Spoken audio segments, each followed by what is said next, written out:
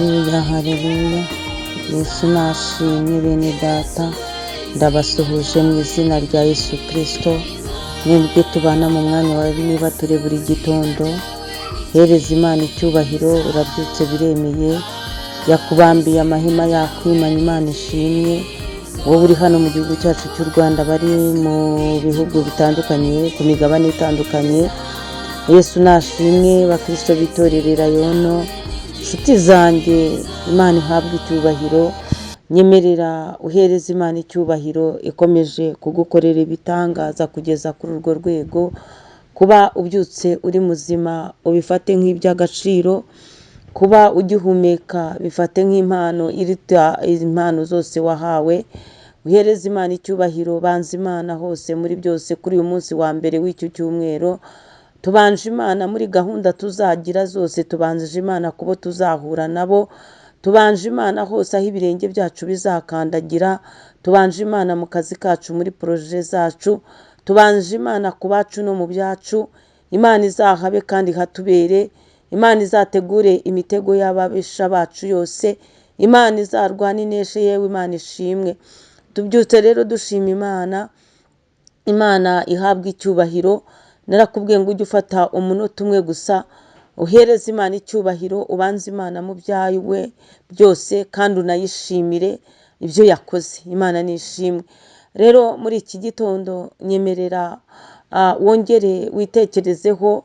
Urasanga imirimo Imana yakoze ku buzima bwawe itarondoreka, itabarika, bigutere kuyishima no kongera kuyizera no kuyigirira icyizere, ndetse no kuyihimbaza no kuyiramya. Muri iki gitondo rero muri kumwe na Bishop Leonira, umushumba w'itorero Elayono Mountain Church mu Rwanda. Izina rya Yesu niryo riruta ayandi uzabaho, nawe irankawe Yesu urahebuje ibihe byose. Tubyutse muri iki gitondo nshaka ko tuganira ku ijambo ryitwa gufata. Hari ugufata ugakomeza, gufata ugakomeza niryo jambo nshaka ko tuganiraho. Hanyuma iyo wafashe ugakomeza ndetse ukagundira, kenshi biba ari byiza ko wafata ukagundira ugakomeza ibifite umumaro, ibintu byiza, ibintu bifite aho bikuvana n'aho bikujyana. Biragatsindwa n'Uwiteka Imana.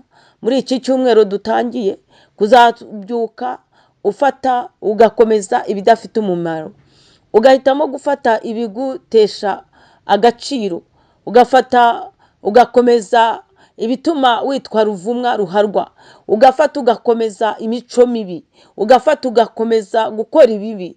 Ibyo biragatsindwa n'Uwiteka Imana. Ndakwifuriza ko wafata ugakomeza gukora ibyiza.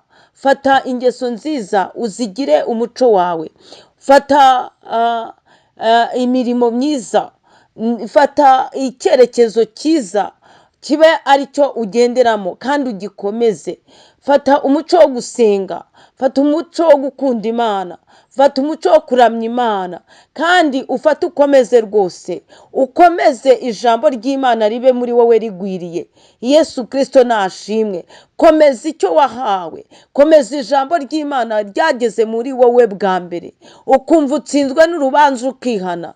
Iryo jambo rero urifate urikomeze, rizakubera akabando wicumbaho kugeza mu zabukuru zawe. Fata ijambo ry'Imana, fata igihimbano cy'umwuka, kikubere rata, inkingi wegamira, kikubere ibyiringiro, kikuzuza imbaraga muri uru rugendo. Fata icyo wahawe ari ryo jambo ry'Imana. Fata Yesu Kristo nk'umwami n'umukiza wawe, akubere byose hose muri bose. Imana nishimwe, akugerera aho utagera. Ndagira ngo ukomeze gukizwa, ndagira ngo ukomeze kwizera, ndagira ngo ukomeze gushaka Imana, ndagira ngo ufate kandi ukomeze Yesu Kristo.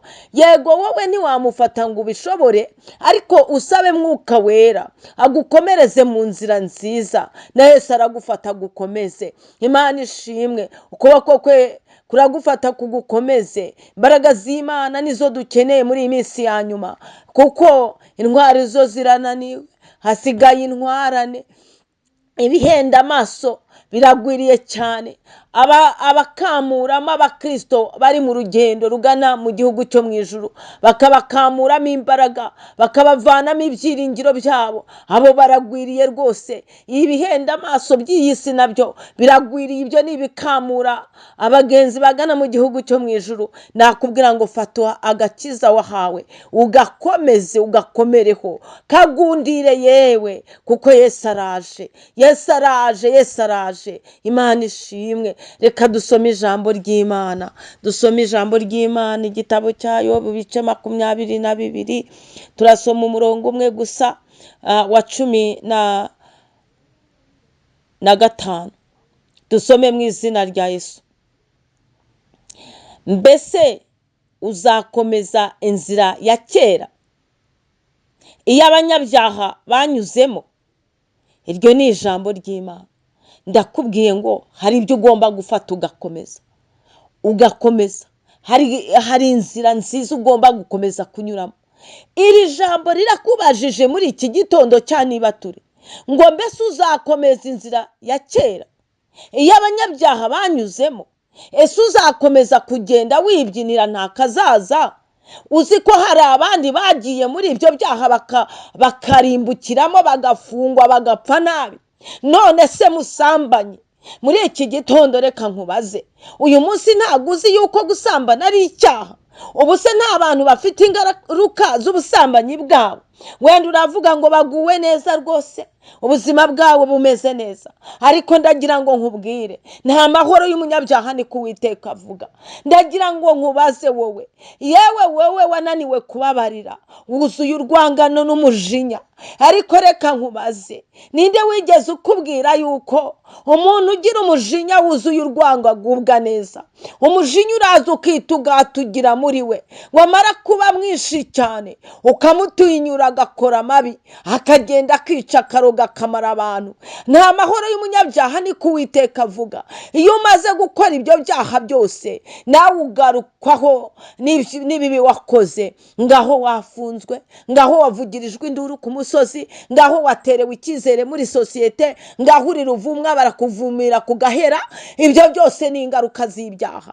None ijambo rirakubajije muri iki gitondo ngo mbese uzakomeza inzira ya kera iyo abanyabyaha banyuzemo? Ese uzakomeza inzira y'abari abantu bari inshuti zawe, ko bayinyuzemo kuzi urupfu bapfuye, ko bayinyuzemo kuzi bapfuye bababaye? Mbese uzakomeza inzira ya kera iyo abanyabyaha banyuzemo? Mbese uzakomeza inzira ya kera iyo abasinzi banyuzemo bakagwa bagapfa batihanye? Mbese uzakomeza inzira ya kera iyo abanyamagambo banyuzemo bakabajyana mu manza? Mbese uzakomeza inzira ya kera iyo ibisambo byanyuzemo? Mbese uzakomeza inzira ya kera ayiwe iyo abanyabugugu banyuzemo? Hibuka ibya Nyamutunzi n'umukene Lazaro. Nyamutunzi yaraguwe neza, Lazaro ari umukene, ngo ariko igihe kiragera bombi barapfa. Nyamutunzi ngo yararimbutse, Lazaro aryama mu gituza cya Aburahamu.